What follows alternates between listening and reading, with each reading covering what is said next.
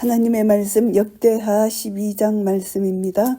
르호보암이 나라가 견고하고 세력이 강하며 여호와 율법을 버리니 온 이스라엘이 본받은지라. 그의 통치 초기 3년 동안에는 나라가 견고했고 세력이 강했습니다. 그런데 4년째 해부터 점차 타락의 길을 걷기 시작했고 하나님의 도우심에 힘입어 나라가 강성해지자 하나님 없이도 살 수 있는 교만과 착각에 빠져들게 된 것이고요. 그래서 여호와 율법을 버리게 됐다. 열왕기상 14장 23절 말씀에 보시면은 르호보암은 우상 숭배치 말라는 하나님의 율법을 저버리고 산당, 우상, 아세라 목상 이것을 세웠다는 것을 알 수 있고요. 하나님께서 이제 이스라엘을 심판하기 위하여 유다를 심판하기 위하여 시삭이란 도구를 들어 쓰시고 르호보암을 징계한 것입니다.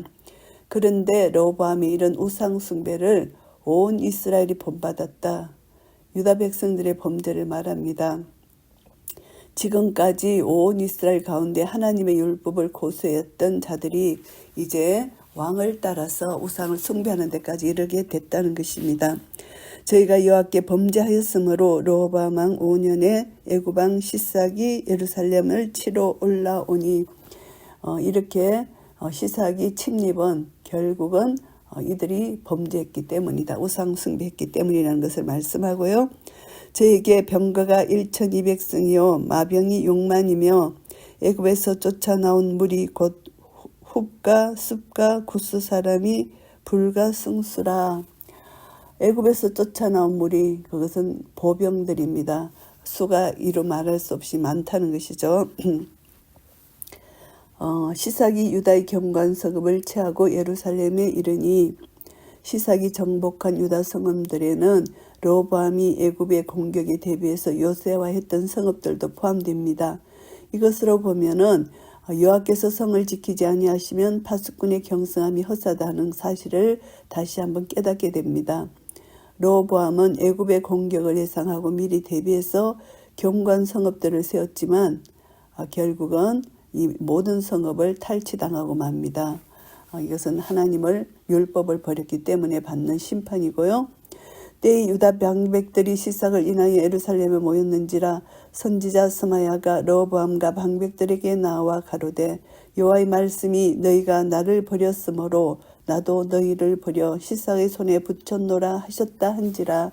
결국은 유다 백성들이 하나님을 버렸기 때문에 불순종의 결과로 하나님도 공의 심판을 통해서 유다 백성들을 버리신다는 것입니다. 죄에 대한 하나님의 징계를 다시 한번 말씀하시고요. 이에 이스라엘 방백들과 왕이 스스로 겸비하여 가로되 여호와는 의로우시도다 하며 이제 하나님 앞에서 금식하며 자기 옷을 찢는 통렬히 회개하는 것을 가리킬 때 스스로 겸비하다 이렇게 말합니다. 이스라엘 왕 아합 왕이 이런 자세를 취했잖아요. 르호보암도 여기 준하는 회개 자세를 취했다는 것을 보여줍니다. 여호와는 의로우시다.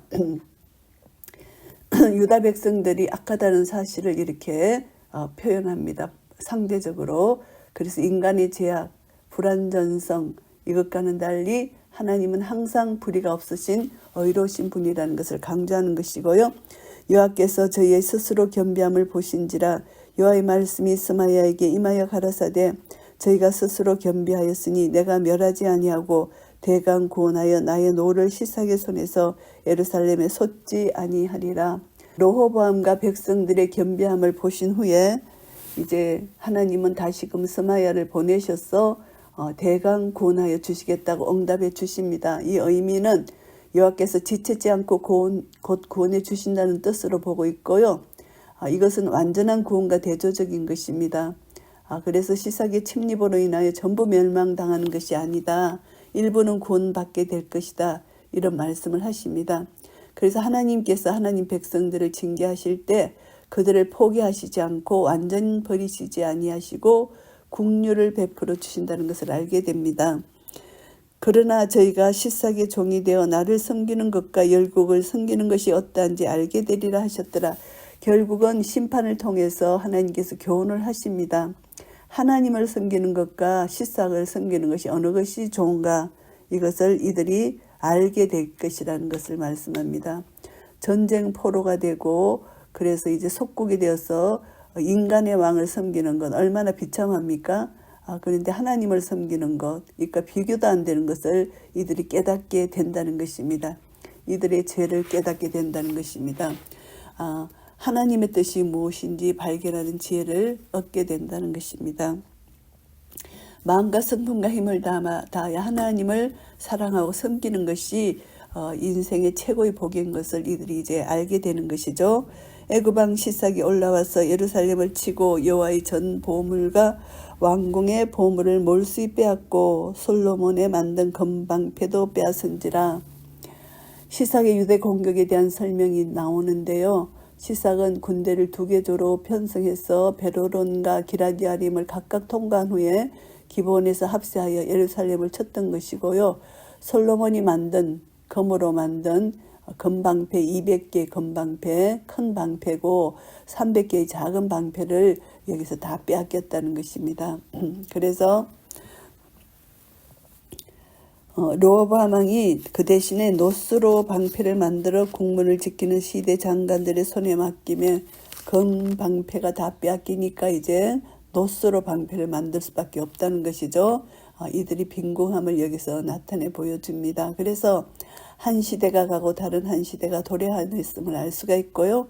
건방패를 상징하는 이스라엘의 흥한기가 종식되고 이제 놋방패로 상징되는 쇠퇴기가 시작된다. 이것을 알 수가 있고요. 그래서 왕이 여호와의 전에 들어갈 때마다 시하는 자가 그 방패를 들고 갔다가 시수로 도로 가져갔더라. 이렇게 이제 건방패가 놋방패로 변한 쇠퇴기를 여기서 언급하는 것이고요. 르호보암이 스스로 겸비하였고 유다에 선한 일도 있으므로 여호와께서 노를 돌이키사 다 멸하지 아니하셨더라. 하나님의 자비와 긍휼을 여기서 말씀합니다. 이들이 회개했다. 이것이 선한 일이죠.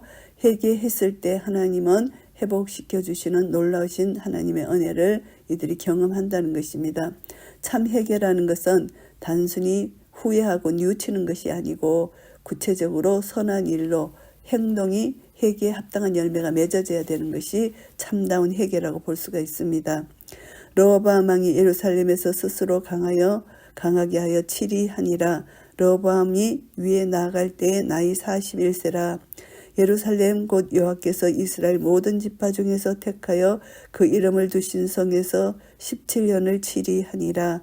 르호보암의 모친의 이름은 나아마라. 암몬 여인이더라.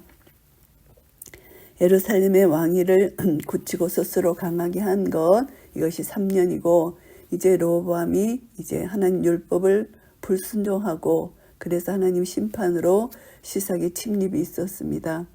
그래서 이제 르호보암이 하나님 앞에서 스스로 겸비해서 하나님의 이름을 불렀을 때 하나님께서는 이제 자비와 긍휼을 베풀어 주셨다는 것이고요.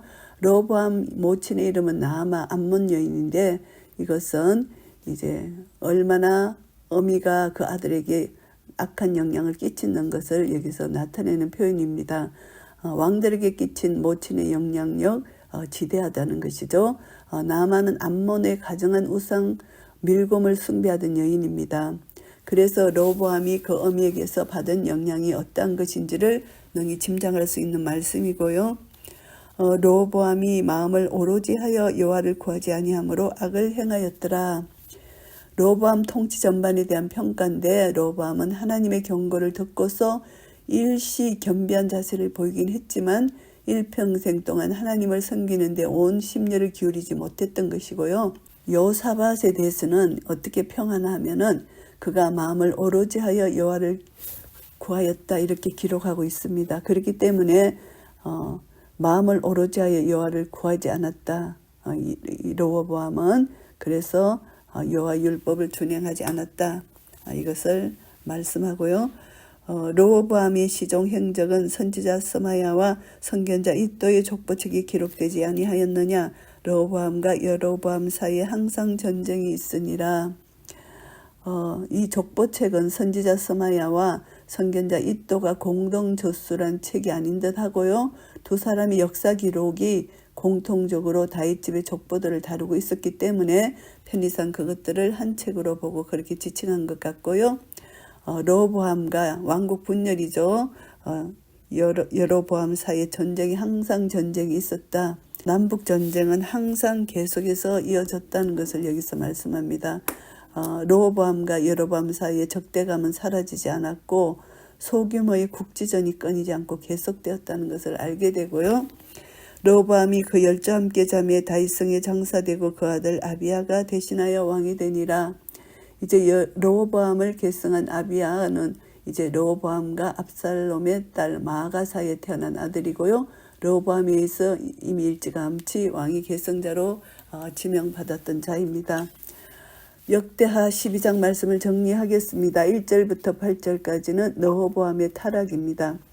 유다왕 르호보암이 여호와의 율법을 떠나 우상을 섬김으로 타락하였기 때문에 여호와께서 애굽왕 시삭을 통하여 징계하시는 장면을 여기서 나타내는데요. 르호보암이 타락한 결과로 인해서 하나님의 심판을 받습니다. 애굽의 침공을 받게 된 원인, 또 침공의 결과, 하나님의 설명, 이것이고 또 르호보암의 회개, 하나님의 국률하심으로 이렇게 구성되어 있습니다. 그래서 이것을 보면 범죄하고 하나님 심판하시고 원인을 설명하시고 회개하고 하나님의 자비, 이렇게 그런 것으로 이렇게 우리가 생각할 수가 있습니다.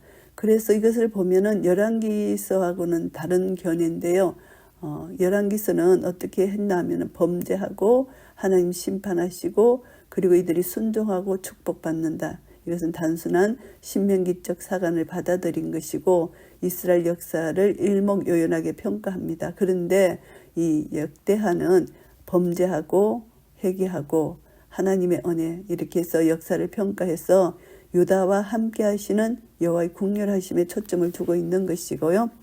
애굽왕 시삭이 유다의 견고한 성읍을 다치하고 예루살렘만을 남겨두고 있을 점에 유다 방백들과 백성들은 선지자 스마야를 통해서 시삭의 침입이 여호와의 심판임을 깨닫게 되고요.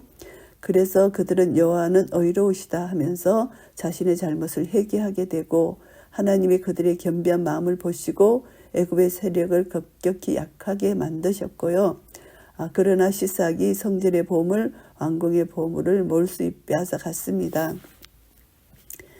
그래서 우리는 이것을 보면서 겸비해서 이제 하나님이 완전히 멸하시진 않지만 그것으로 인하여 이들이 고통을 받게 되는 것입니다. 여호와를 단순히 도우시는 분으로 격화시켜 생각하면 안 된다는 것이죠. 자기가 잘못해놓고 회개치 않고 기도하면 하나님이 응답해 주시는데 왜 하나님이 내 기도를 응답해 주지 않나? 이것은 잘못된 생각이라는 것입니다. 회개에 합당한 열매를 맺고 하나님 앞에 겸비하게 세워진다면 하나님은 그때 은혜를 베풀어 주신다는 것을 알게 됩니다. 하나님의 징계는 저들을 죄에서 각성시키고 겸비하게 하는 것이고 교만해서 이들은 반드시 겸손으로 가야 되는 것입니다.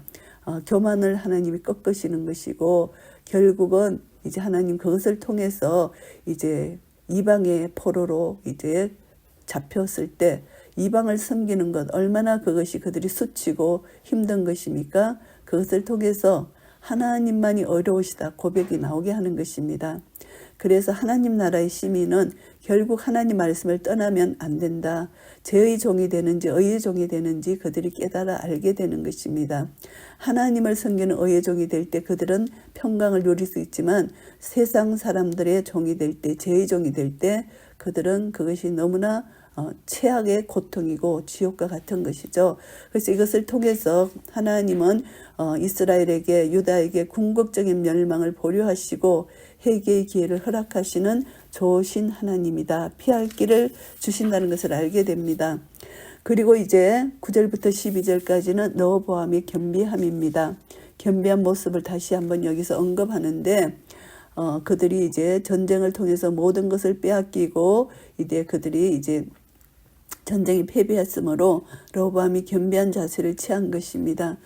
이것은 진정한 회개고 하나님은 회개하는 자에게 자비와 긍휼을 베풀어 주신다는 것을 깨닫게 됩니다. 그래서 우리도 무익하고 허탄한 것을 갖고 자랑치 않아야 되고 내 자신이 세력이 강해진다면 반드시 교만해집니다. 그래서 우리는 세상 기준에서 내가 잘났다고 생각하는 것이 없게 되고 우리 나의 나 된 것은 모든 것이 하나님의 은혜라는 것을 날마다 고백할 때 우리는 겸손한 마음으로 하나님 말씀을 순종할 수가 있다는 것을 교훈받게 되고요. 13절부터 16절까지는 르호보암의 행적과 종말에 대해서 말씀합니다. 르호보암의 행적 종말에 관한 역사적 사실을 지금까지 서술 방법과는 다르게 진술합니다. 르호보암의 문제에 대해서 이렇게 행적 죽음을 언급하는 것이고요. 그래서 르호보암 그것은 이제 어떤 평가를 내리냐, 사악한 왕이다 이렇게 평가를 내립니다. 이것을 통해서 우리는 신앙생활에 있어서 오직 마음을 여호와께로 향하여야 된다. 이것을 다시 한번 여기서 지적을 합니다. 그런데 르호보암이 마음을 오로지 여호와를 구하지 아니했다는 것입니다. 그의 선조 여호사밧처럼 하나님을 구하지 않았다. 이것을 여기서 지적하는 것입니다. 그것을 통해서 우리는 다시 한번 한 사람 여호사밧 왕, 하나님이 칭찬한 그 왕 여호와를 구했기 때문에 그런 신앙으로 우리는 전심전력으로 하나님을 구하고 하나님을 찾고 하나님을 따라가는 이런 삶이 얼마나 중요한지 다시 한번 교훈받습니다. 한 사람이 두 주인을 섬기지 못한다고 말씀하셨습니다. 그래서 우리는 다시 한번 마음과 뜻과 성품과 목숨을 다하여 하나님을 사랑해야 된다는 것, 우린 이 말씀을 다시 한번 기억하고 우리는 하나님을 찾고 만나고 그 만남을 통해서 하나님 나라를 누릴 때 우리 속에 의와 평강과 희락으로 채워질 것이고 이것을 통해서 이웃에게 하나님 나라를 전가하며 나눌 수 있게 될 것입니다. 이런 은혜가 우리 모두에게 있으시기를 예수 그리스도 이름으로 축복합니다. 아멘.